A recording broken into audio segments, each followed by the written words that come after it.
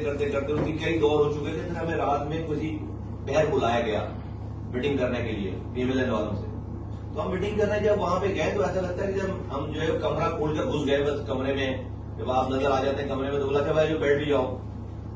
तो कोई मूड नहीं था हमसे मीटिंग करने का, वो तो सेक ऑफ जो है वो एक वहां में हमने इंगेज कर लिया है, इस हवाले से मीटिंग हुई।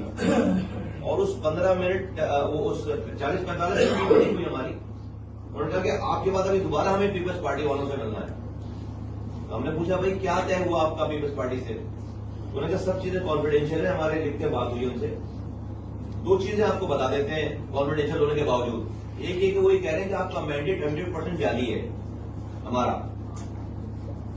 सबका 60% होगा, 50% होगा। हमारा पीपल्स पार्टी कह रही है, पीएमएलएन कह रही है कि पीपल्स पार्टी कह रही है कि हमारा 100% मैंडेट जाली। कॉन्फिडेंशियल में सारी बातें नहीं बताई, ये वाली बात बताई हमें कि हमारा 100% मैंडेट जाली है।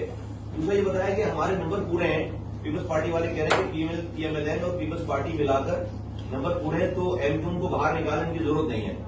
अब ये पता होना चाहिए हमें ना कि भाई हमें कल को हमारी को बात अगर कोई नहीं सुन रहा, नहीं मानी जा रही, तो पता होगा कि मूड क्या है, ये पता होना। मेरा कहना है कि पता होना चाहिए इस वाली बात को सबको।